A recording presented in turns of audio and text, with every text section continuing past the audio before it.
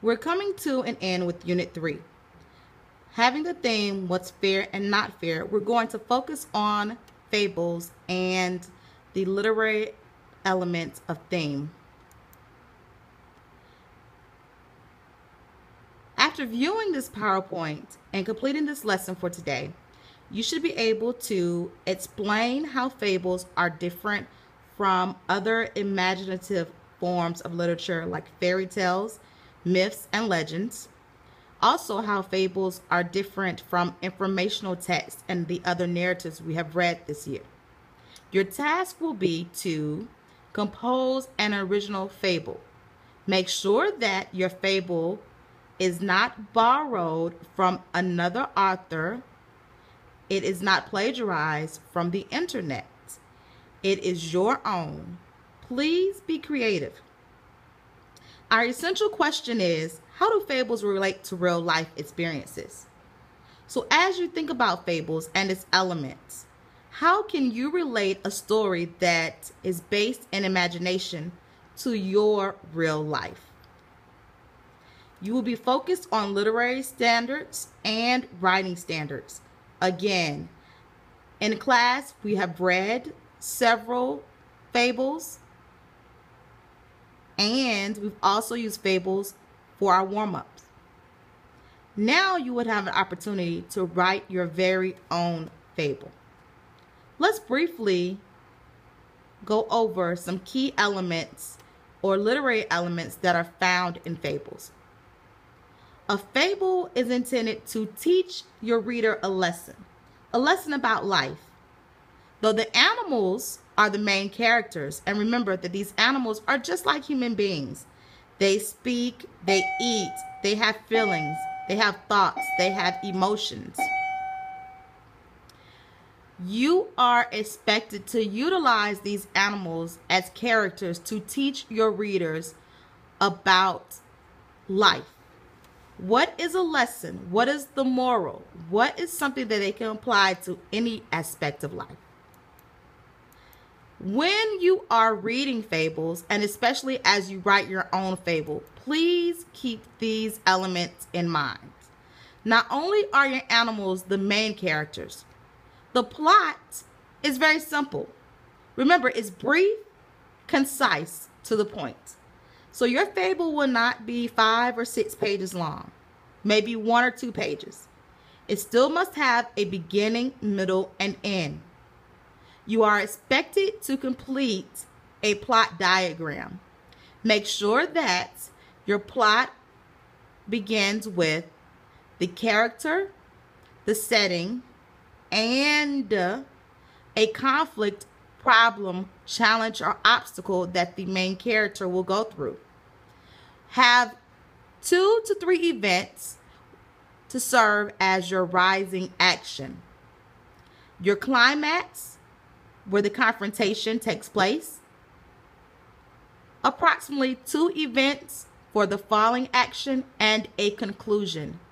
Be sure that at the end of your story, the reader has learned a moral or lesson that they can apply to any part of their life. Make sure that your setting is common and non-specific. So you don't have to be set in Conyers, Georgia, at Conyers Middle School in Miss Revere's classroom. Remember, because your animals are main characters, it doesn't mean that they only have to be in the forest or in the woods. Your setting can be your house, local movie theater, skating rink, the mall. But it is common and non-specific. Your authors, which are you, please make sure that you use personification, giving your animals, people, or person-like characteristics. Not only do they act, but they should also have feelings and emotions just like you and I. Personification, again, feelings, emotions. This is important in conveying and relaying the message of your theme, your moral. Now, you're going to create your very own fable. You are expected to brainstorm First, think about your characters. What animals would you like to choose? Your setting, where's one particular place, again, non-specific. So you can say it's in the river, in the lake, in the pond, or it can be at your home. It can be at the mall. Also, what is the problem, conflict, or obstacle that your character will go through? Choose just one. As you brainstorm, answer these questions. Start with, what do you want your moral to be? Don't write your story and then come up with a moral. Know what the lesson about life is before you begin to write. And consider, how are you going to relay the lesson? What are the actions of the characters? What will your characters be doing? What feelings and emotions do you want your characters to show as they are dialoguing with each other? You will be graded on this rubric. The elements include characters, setting, problem, and conflict. The moral, you will also be graded on your spelling and punctuation, creativity, and dialogue. Please make sure that you focus on 4. The 4 is the area of, what do I need to do to exceed? 3 is to meet expectations. 2 is approaching, and 1 is does not meet. I won't even show you the 1. Focus on 2, 3, but your eyes should be on the prize. 4, exceeding.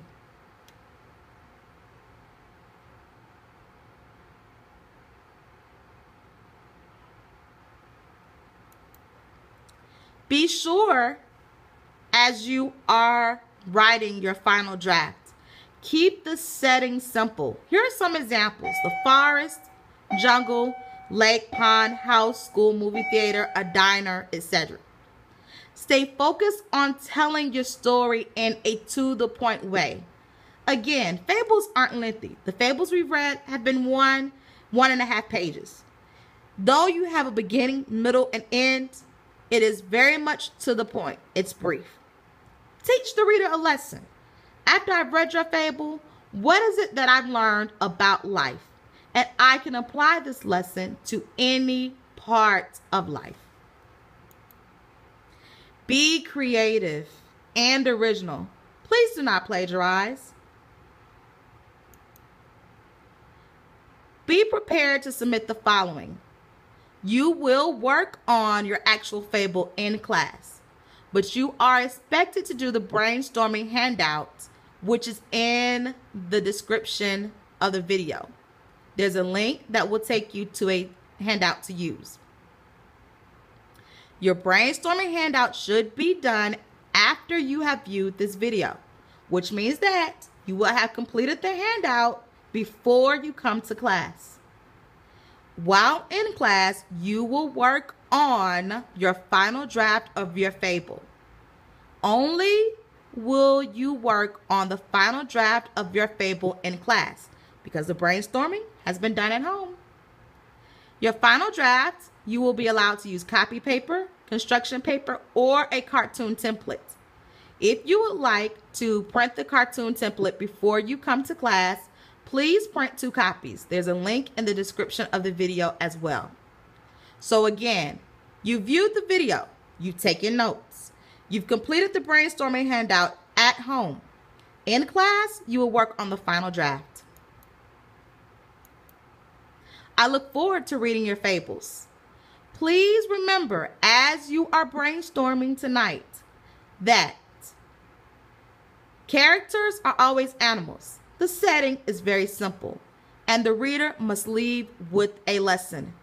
Think about the fables that we have read in class, which include the donkey and the lapdog, the wolf and the house dog, and Aesop's the Aesop's fables, which include the town mouse and the country mouse, and frogs want a king. Think about those stories. Think about how they were brief and concise. Think about the characters and think about the lesson that you learned.